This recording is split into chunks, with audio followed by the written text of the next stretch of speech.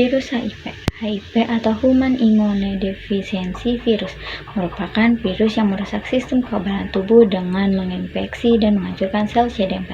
Sel CD4 adalah jenis sel darah putih yang memiliki peran sangat penting bagi sistem kekebalan tubuh. Semakin banyak sel CD4 yang dihancurkan, kekebalan tubuh akan semakin lemah sehingga sangat rentan diserang oleh penyakit lain. Orang yang telah terinfeksi HIV dalam beberapa tahun pertama belum menunjukkan gejala apapun sehingga secara fisik kelihatan tidak berbeda dengan orang lain yang sehat. Namun, orang tersebut mempunyai potensi sebagai sumber penularan, artinya dia dapat menularkan virus kepada orang lain. Yang kedua yaitu ada penyakit AIDS. Virus HIV yang menjangkiti seseorang selama 7 hingga 10 tahun akan membuat sistem kekebalan tubuh seorang tersebut menjadi sangat lemah. Seorang yang mengidap HIV akan mulai menunjukkan gejala bermacam-macam penyakit yang muncul karena rendahnya daya tahan tubuh. Pada keadaan ini, orang tersebut disebut sebagai penderita AIDS. Saya akan menjelaskan bahayanya penyakit HIV atau AIDS. Nah, seperti yang teman-teman ketahui, bahwasannya HIV atau AIDS ini menyerang kekebalan tubuh manusia.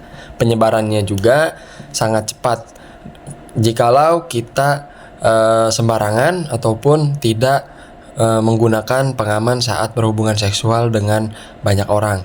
Nah, penderita penyakit HIV atau AIDS ini mudah terjangkit penyakit, diantaranya yaitu TBC yang pertama. Nah, TBC ini merupakan penyakit dengan resiko kematian tertinggi di dunia. Bahkan sudah banyak yang terkena TBC dan mengalami kematian.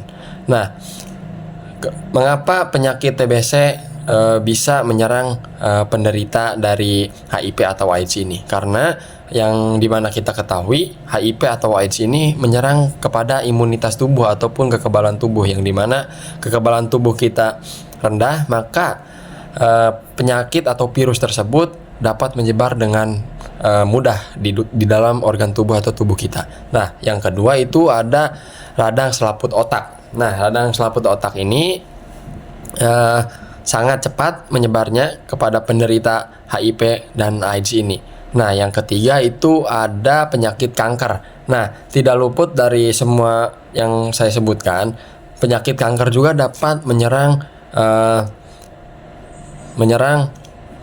penderita HIV atau AIDS ini. Karena imunitas mereka rendah, maka bakteri dari kanker atau penyakit dari kanker itu mudah untuk menyebarnya. Nah, yang keempat itu ada penyakit neurologi. Nah, penyakit neurologi ini yang saat berhubungan dengan sistem saraf ya. Dengan sistem saraf ancamannya itu sangat besar. Karena imunitas kita rendah, maka penyakit tersebut dapat mudah merusak bagian saraf-saraf dari organ tubuh kita.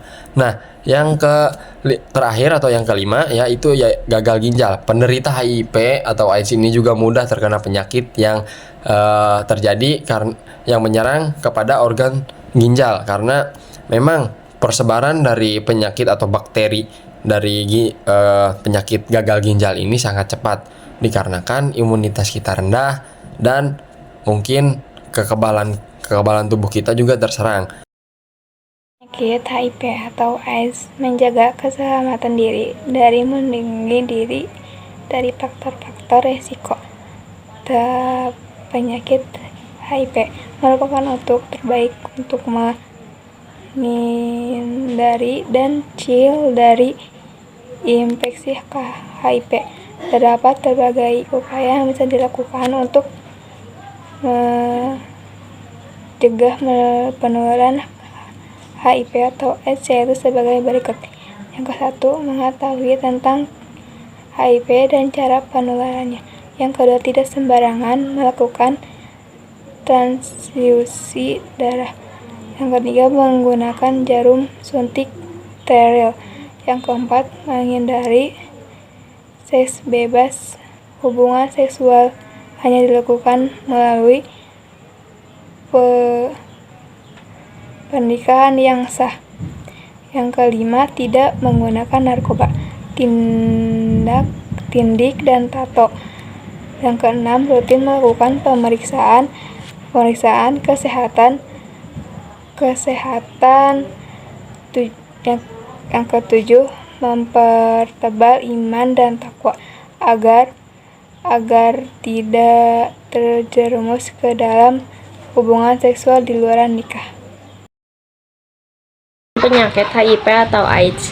Cara penularan penyakit HIV atau AIDS juga dikatakan sebagai penyakit yang berbahaya dan belum ada vaksin yang bisa mencegah virus AIDS. Ada beberapa cara penularannya. Yang pertama, mendapatkan transfusi darah yang tercemar akan virus HIV. Yang kedua, HIV dapat menular melalui darah. Bisa menular melalui darah dengan penggunaan jarum suntik yang bersama-sama. Itu contohnya suntik nafja atau membuat tato. Yang ketiga, HIV bisa ditularkan melalui penerima donor darah dari penderita HIV. Yang keempat, berhubungan seks tanpa pengaman dan bergonta-ganti pasangan.